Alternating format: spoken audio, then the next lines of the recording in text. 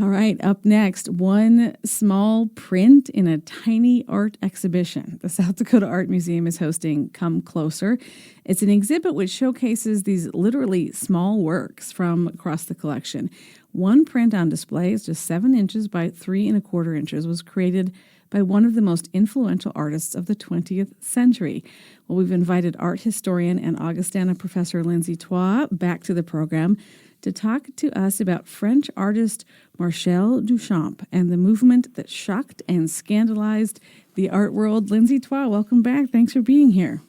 Thank you. It's wonderful to be chatting with you today. Usually we talk about big exhibitions or big openings, and this is an exhibit within the museum and then a print within the, you're going to go up and you're going to look very, very closely at this, and that has opened a door to a whole new conversation. Tell us about this artist, Marcel Duchamp.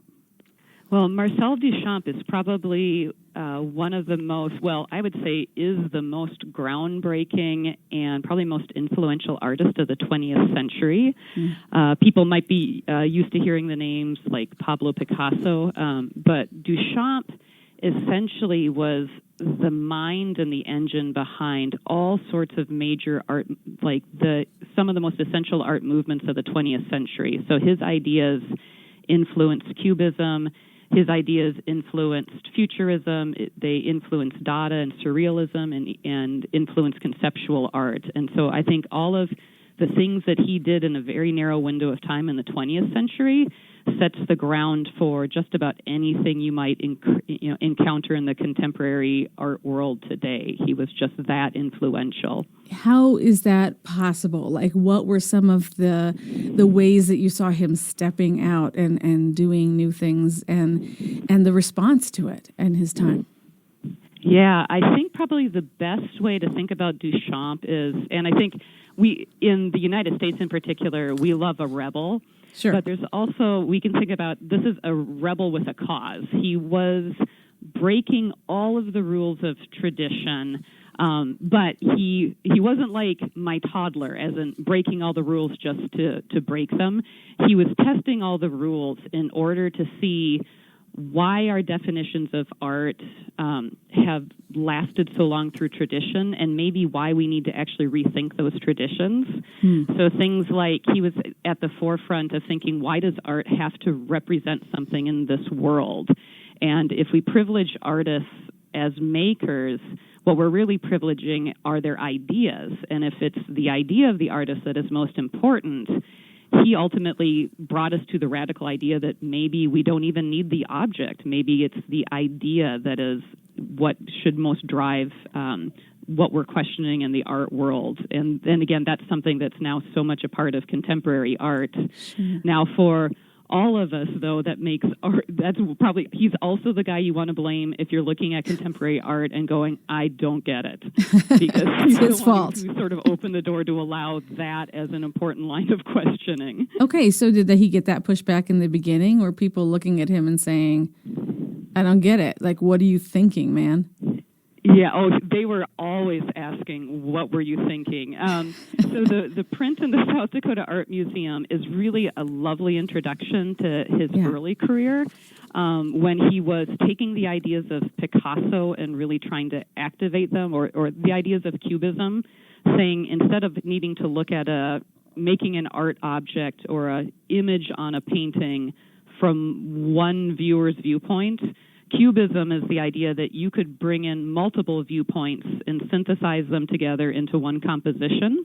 Okay. So he took that idea and then made us think, well, what if that multiple viewpoint also included a sense of perpetual motion?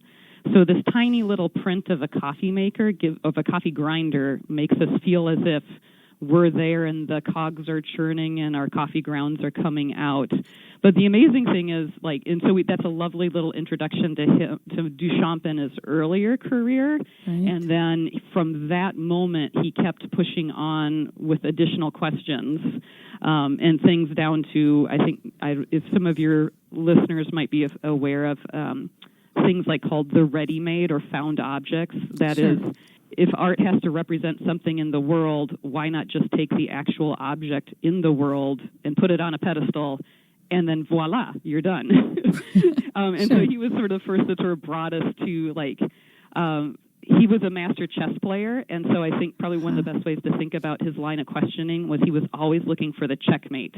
If we think art has to look like something in the world, then for him the checkmate is, instead of painting a picture of a bicycle wheel, let me just give you the bicycle wheel. Checkmate. And then it makes you have to go back and think, oh, why did I want to draw or paint a very naturalistic looking bicycle wheel?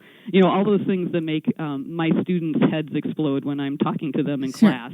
So this is how you get the banana duct tape to the wall. Here's the banana. Yes. So we're all, yes. Right, which somebody... Marcel Duchamp for that, absolutely. Yes.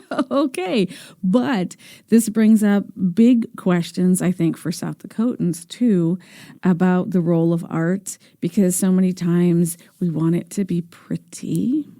And I think the coffee mill, when I look at it, is pretty. That's my opinion. I look at it, I'm like, oh, that's pretty. And sometimes when art approaches us and it's grotesque or it's confusing, what are we to do with that? When you stand in front of something that you find yourself saying, is that art? Give us 2 questions that you should ask yourself. Yeah. Oh, that's a great way. So, and I think lots of folks have probably... And you have a minute, Lindsay. In that moment. Yeah, right. What is that art? And so I think when you find yourself looking at something and it's creating that frisson, that discomfort, as in, is that really art? I think that's Duchamp patting you on the back and saying, exactly, you should ask that question. And you can ask that question then, why do I expect art to only be about beauty?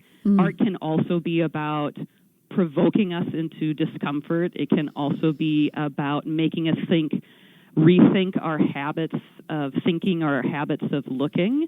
And so if you are feeling discomfort, that's actually a good thing. And Duchamp will say, that's important because that shows that you are not just accepting tradition, but you are wondering why it makes you wonder why you want things a certain way. And it opens the door to thinking that maybe there are other ways that art can be in the world and other ways that you can be in the world. So we've either just made everybody's visit to the South Dakota Art Museum worse or way better. I hope way better. Take your time to go see this print and the other great exhibits that are happening there. Lindsay Twa, we're going to have you back for more conversations about art and some of the things we can ask ourselves when we look at it. But thank you so much for your time today. We appreciate it. Thank you.